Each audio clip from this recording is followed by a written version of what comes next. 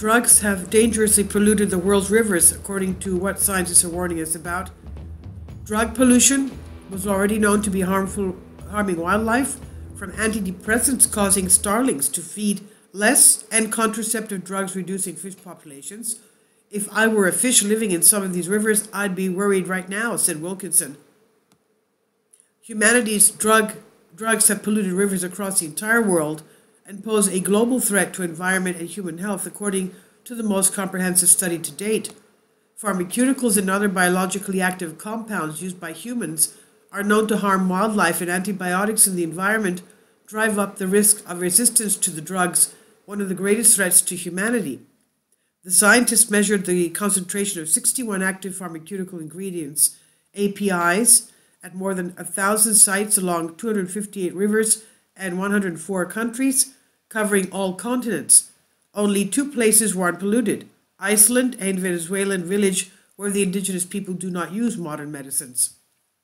The most frequently detected APIs were in anti-epileptic drug carbamazepine, which is hard to break down, the diabetes drug metformin, and caffeine.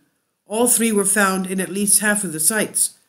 Antibiotics were found at dangerous levels in 1 of 5 sites, and many sites also had at least 1 API at levels considered harmful for wildlife, with effects such as feminizing fish.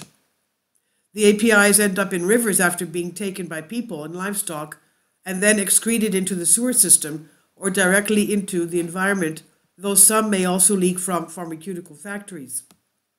Hotspots with very high levels of APIs include Lahore in Pakistan, La Paz in Bolivia, and Addis Ababa in Ethiopia. Madrid in Spain was up in the top 10% of places with highest cumulative concentrations, and Glasgow, UK, and Dallas, US were in the top 20%. The World Health Organization and UN and other organizations say antimicrobial resistance is the single greatest threat to humanity. It's the next pandemic, said John Wilkinson at the University of York in the UK. He led the study, which involved 127 researchers from 86 institutions. In 19% of all the sites we monitored, he said, the concentrations of antibiotics exceeded the levels that we'd expect to encourage bacteria to develop resistance. Research published in January estimated that 5 million people died in 2019 from bacterial infections that were resistant to antibiotics. The region suffering the highest impact from antibiotic resistance in that study closely aligned with those in the study with the worst drug pollution, suggesting the contamination of rivers may be playing a part in driving up resistance. In one site in Bangladesh, they had levels of the antibiotic metronidazole more than 300 times higher than the safe target, possibly due to leaks from pharmaceutical manufacturing. Drug pollution was already known to be harming wildlife, from antidepressants causing starlings to feed less, and contraceptive drugs reducing fish populations. If I were a fish living in some of these rivers, I'd be worried right now, said Wilkinson. However, the levels in most rivers would not deliver high doses to people swimming, he said. The study published in the journal Proceedings of the National Academy of Sciences is by far the biggest to date and represents the impact on river pollution of 470 million people. The researchers concluded pharmaceutical pollution poses a global threat to environmental and human health.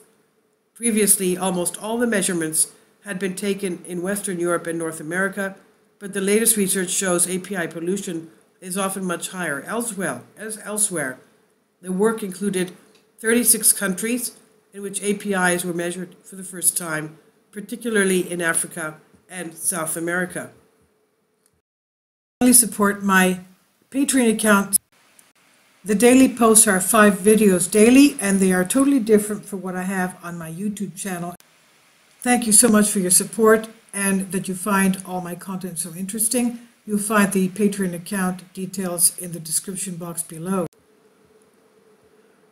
Among the drugs detected on all continents except Antarctica were the antidepressants citalopram and venlafaxine, antihistamines cetirizine and fexofenadine, the antibiotic trimethorphan, and lidocaine, and an anesthetic. The Tak River in Hong Kong had 34 different APIs at a single site, the highest number recorded.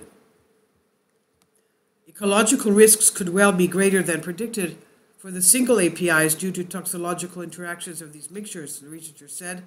There are more than 2,500 pharmaceuticals in use, but current technology allows the analysis of only 50 to 100 from a single sample, so researchers focused on the most commonly used.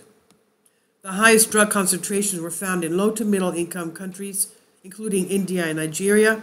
The researchers think this may be because people in those nations have enough income to buy pharmaceuticals, but live in places without good sewage systems, which can remove drugs but are expensive. The study did not include measurements of illegal drugs such as cocaine and MDMA, which have been detected in rivers at levels harmful to wildlife, although future analysis of the samples may do this. The scientists hope the research will help focus cleanup efforts and on the pharmaceuticals in regions at greatest risk.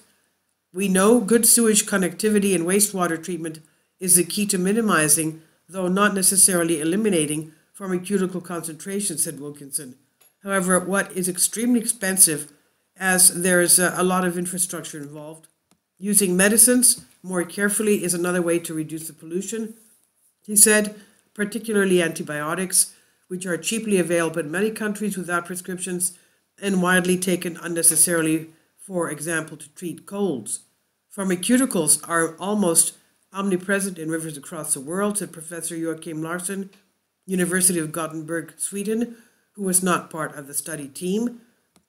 The study shows that a fairly large set of pharmaceuticals exceed safe levels, and often at a very large number of sites.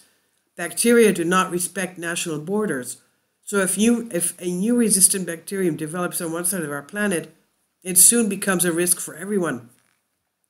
The researchers are looking to extend the number of countries covered as COVID-19 pandemic halted their surveys. They are also increasing the number of drugs measured and hope to assess levels in rivers across the year in order to examine seasonal trends. This by Damien Carradine from The Guardian. It's Unbended Reality. Please leave your comments. Thank you for your support.